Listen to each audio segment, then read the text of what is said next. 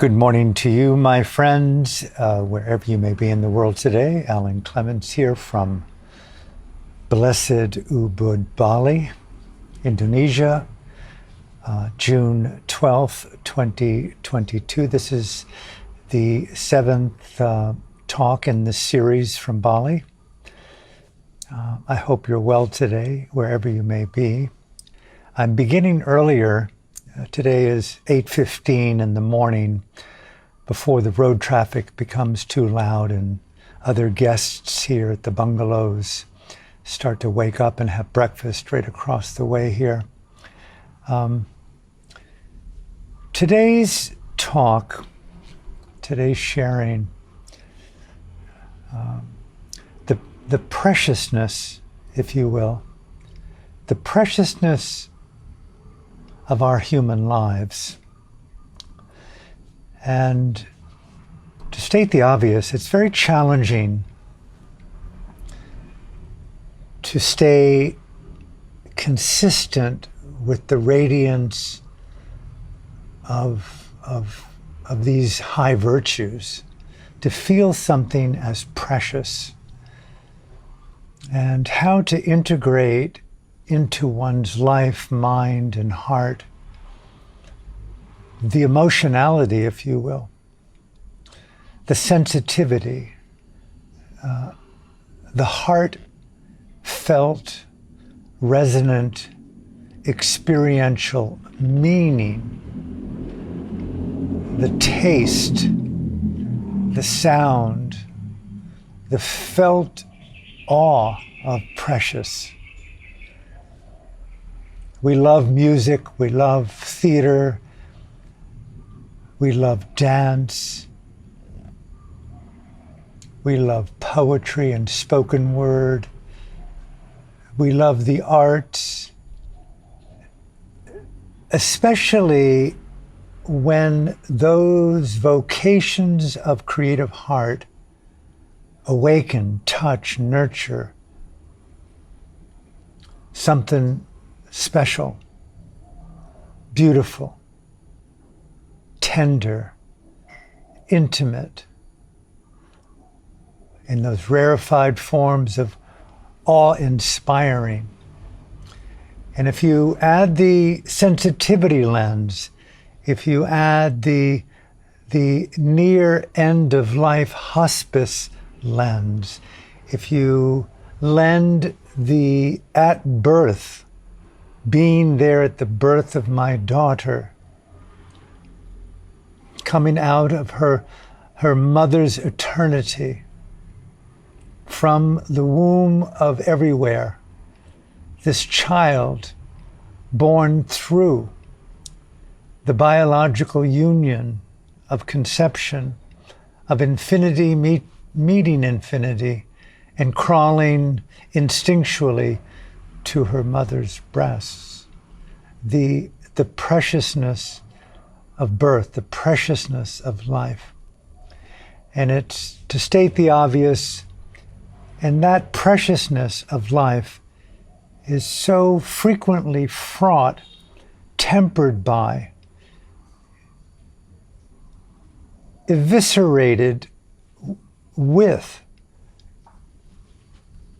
complexity, challenge, struggle, desecration, and the more extreme expressions of domination, of violence, of crucifixion, of betrayal,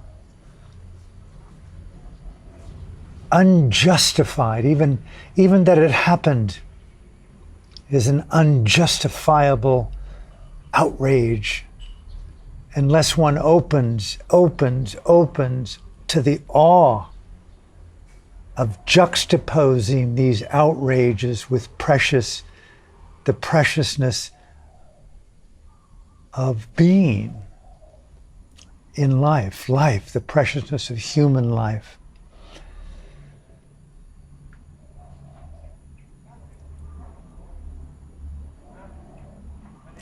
I think of health, the preciousness of that momentary instability where all the biological, neurological, psychological, environmental factors are in some mysterious, strange symmetry, and we call it health.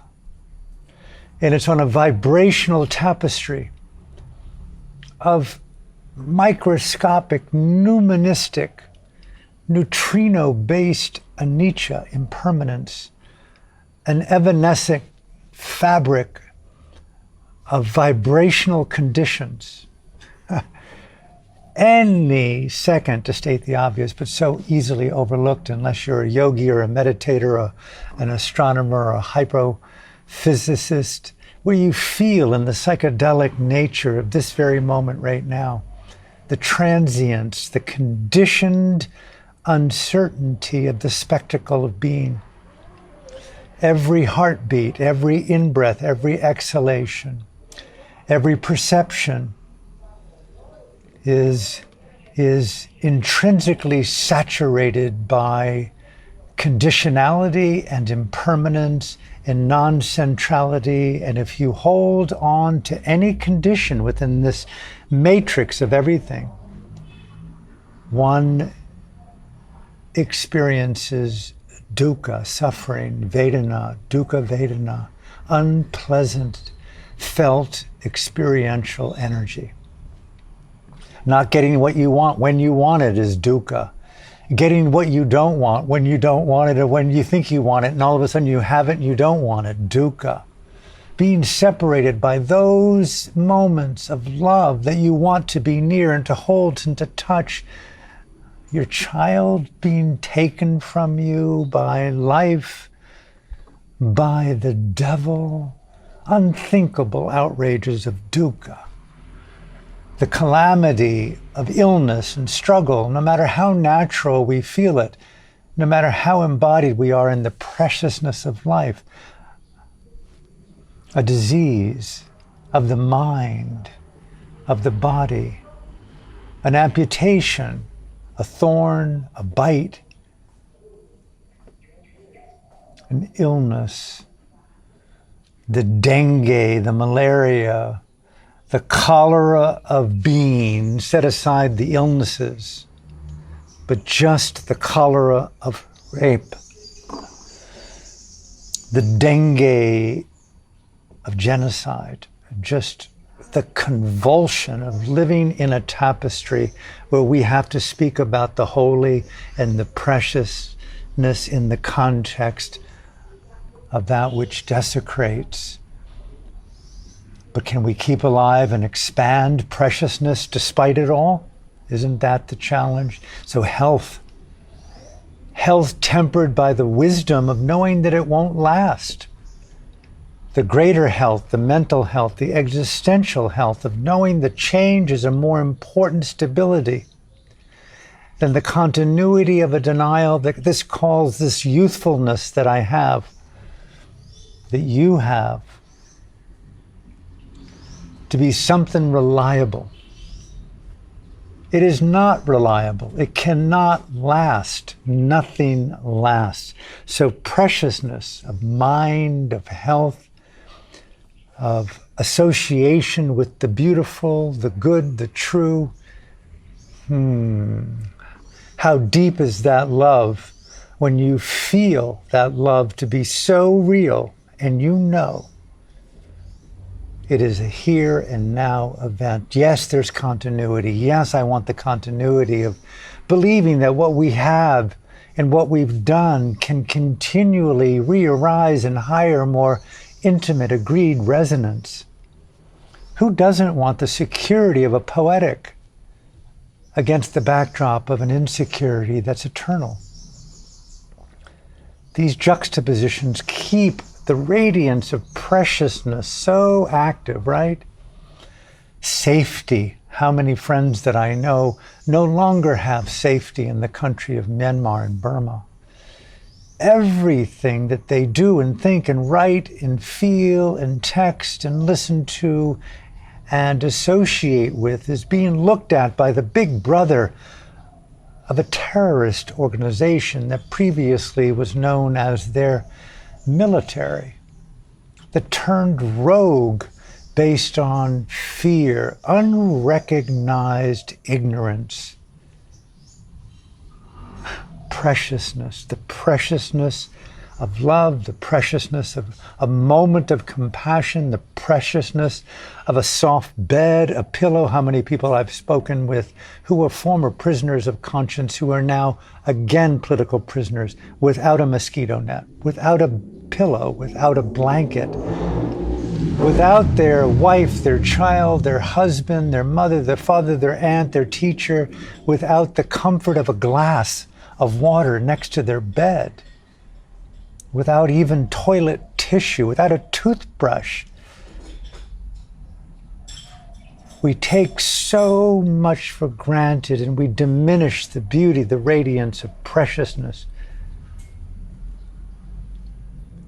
And so this is a very active reflection in my own life, in your life. Today, sharing the preciousness of our life, the preciousness of a human life.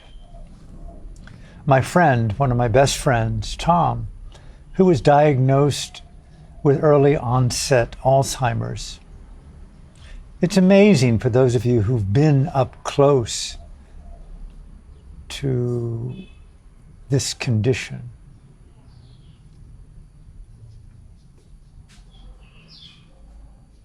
He was in his mid-50s, professor of English at Kyoto University for years, a very highly respected DJ. He and I got down with music. We loved music, talking about music, singing music, making poetry.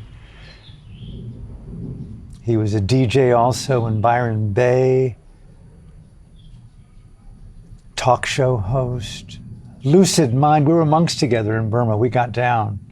We meditated near each other in the same meditation hall.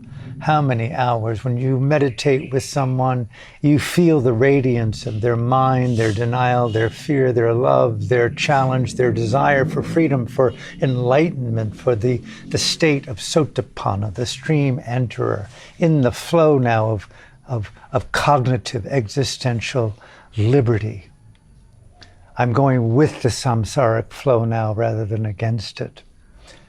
I've broken the back of that delusional artifice called I, me, mine, ego, atta. I remember when he was first diagnosed, because he was beginning to no longer remember the placement of that primordial key, that pen, that book, that appointment. The day that he came out of that psychiatrist doctor's office with the diagnoses, you do have early onset Alzheimer's. They took his driver's license. What an outrage he felt to be removed from the natural aspect of life to just simply engage in mobility, to move. Imagine without being with legs. My mom had legs, but they couldn't walk for the last 5 years of her life, confined to a wheelchair, not being lifted up into bed. What a heroine. Those of us who have been near those who lose their mobility, the preciousness of mobility. Her hands were all gnarled. Alan, do you realize what you can do with your hands? I can't do much with my hands. I can't even clean myself. It must be done with someone else. I can't bathe myself. I can't move without the help of someone else. The preciousness of these moments of sight, of sound, of taste, of touch, of love making, every touch of a hand on your lover's body through the mutuality of a poetic consent, the preciousness of that one experience, right? Living 10,000 lifetimes within a minute to take the duress out of duration. How beautiful it is to be nuanced in our preciousness. as time went on with Tom and he lost, so to speak, his ability to remember the experiences of the past, his daughter's name, his wife's name, his home address. A challenge as it was, but what a beautiful experience being so up close with him and looking deeply into his life and his mind on a very repetitive, intimate basis. And seeing that he did not forget his integrity, his joyfulness, his wild madman, his ability to sing verbatim in tune great songs from the man Van Morrison. What a beautiful, beautiful experience to watch. A man who was mindful of his mind, watching his thoughts and his feelings and his bodily sensations just lose cognitive functions, as we call them, as normal. The preciousness of this clarity of mind that we have right now. And the preciousness of having that vocation, if you have it, called the Dharma life, and empowering the novelty, the creative engagement of our own internal cognitive, biological, nuministic, aesthetic, creative play. I wake to create. I wake to live in the preciousness of birthing new formations of inner beingness, because there's some kind of dopaministic, psychedelic ornateness inside of that creative genome, inside of my heart, that gives me the delight. I'm living my life, creating seeds of possibility for the children, the unborn, participating in the evolution of the betterment of life. I'll close here. So many ways to look at preciousness. May I invite you, please take a moment, if you're inspired, look at how preciousness plays into your life and what you can do to anoint yourself with the gift of the holy, the Dhamma, the Dharma, the awe-inspiring gift of having fingers on a hand, of hands on an arm, arms on a torso, feet on our legs, legs on a torso, eyes and ears and a nose that still function to do what they do at the confluence of the inner and the outer. We feel life, the precious. What will you do with the fullness of a breath as the lungs continue to innately breathe in and to breathe out? What will you bring to that oxygen of being in that minute, that hour, that day, that month? Come back home to the day, the gift of the day. How will I live today? How well will I live today? What will I do with the preciousness of these minutes?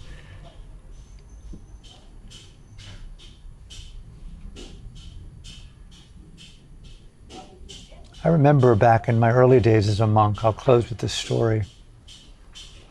I went there to get enlightened. I was idealistic. And I went there out of my love of meditation and the unrecognized desire to survive the horror of the capitalistic, competitive, carnivorous lifestyle of the West Coast for me in Los Angeles as an aspiring artist. It was tough. And I went to Burma to meditate, to look deeply inside of consciousness. And I met my teachers, and I began to embark on this process of meditation. And after a year, I took it somewhat for granted that I could sit like this and gain some competency in sitting and looking and feeling at my mind and walking and interrelating in this foreign culture. Then one day there was a a Burmese gentleman who was sitting a few feet from me at my breakfast table. We all ate in silence, and he was in front of maybe 20 or 30 other Burmese, and there they were. They were the donors for the meal that day. And he was looking at me with both awe and a tear in his eye. I could see that he was beginning to tear. And he was an older man. And I broke my silence at the end of my meal, and I asked him, "May I ask you a question?" And he said, "Please," in English, "by all means, ask whatever you wish." And I asked, "Why is it that you're crying?" And he said, in short, he said, "I've asked your teacher, who are you as this foreigner, as a monk in my country, in this monastery? We rarely have seen the likes of people like you from another country in our closed society." He said, "You were an American, you'd been here for about a year, and that you were a yogi, a meditator in full-time practice." And my tear is from respect, that you've come so far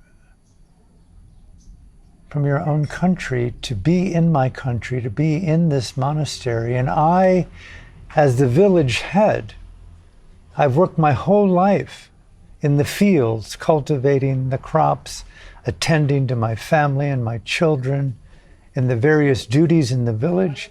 This is the first opportunity, he told me, that I've had in my lifetime to find the time in my mind, in my heart, in my commitments, to embark upon a period of silent, intensive meditation. And here you, as a young man, I as an old man, you have made it a priority as a young man to do that which I'm doing now only as an old man. And it brings a high degree of awe and respect that you saw something so precious. I'm paraphrasing him. Something so precious to your life as to prioritize the awakening of wisdom and freedom within consciousness. And I wanted to tell him the severity of my torment was so intense. It was life or death for me.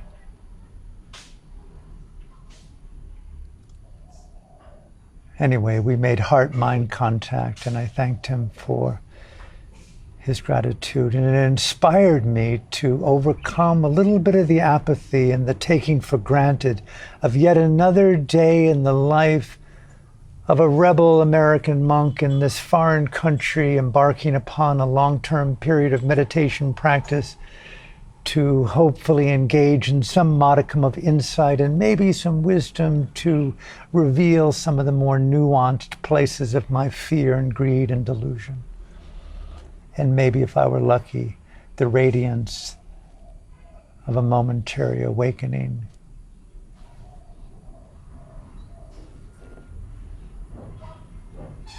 So I increased the intensity of my presence in sitting and walking, and I thanked that man in my heart. But days later, as it often happens out of nowhere, I became ill. Fever, chills, not unlike today with COVID.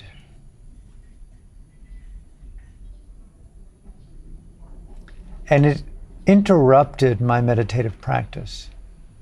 I thought I'd get over it fairly quickly, but the symptoms became more intense. Now I had extreme nausea, chills, and fever. I had an extreme case of dysentery. And although I could tell this story over many hours, I'll keep it short. And from the dysentery came typhoid, came malaria. And I was diagnosed, unbeknownst to me, with a tumor that I decided to risk the surgery and have it removed. And the operation, although done by a leading surgeon, was done wrongly, and my limb became severely infected where there was the incision. And they wanted to amputate my leg. It was completely like rivers of red and swollen. And the idea of amputating my leg at 29 years old to save my life, and they're pleading with me, save your life. And I decided no. And for the next month, I was so bedridden because I became ill with hepatitis. And those of you who've ever had hepatitis along with these other illnesses, you are unable to move. It took hours to navigate just moving the head across the pillow from one side to the other. And my point isn't so much my illness, but the preciousness of my vocation as a monk to meditate, to develop insight, and the fluency of sitting and walking in pretty easy health and grace was radically interrupted to the point of life and death. And I no longer had the mobility or the health to do anything except lie there. And if it wasn't for my teacher's students who came to my room in various groups throughout the day and the night for those months, that sat there on the floor of my little cottage in the Mahasi Satanayekta in Rangoon, Burma, and put wet cloth on my forehead to keep it cool, and put water on my lips, and to fed me. And I'd never ever had anyone carry me to answer the call of nature and to clean my body as if I was an old person, incapacitated, incontinent. It was so challenging for me to see the emotionality that came up. And slowly, as I overcame my pride and my fear and my shame, these people became my angels. The preciousness, I'd never known the preciousness of human interaction at the level of my survival from perfect strangers volunteering to hold my life in their heart and their hands. High grace to you, my friends. Even though I've shared this story many times over the decades, each time it brings me closer to the grace of this deep mutual human interaction, that we cannot live without each other. The preciousness of that recognition. The opposite of desecration, the opposite of violence, the opposite of betrayal. May we all take a moment, especially you, Alan, take a moment today to feel the blessings of the people in your life who've given so much in their own humble way to support you, even today, living on the good graces of others, by the donations of others, by the food of others, by the shelter of others who built that shelter.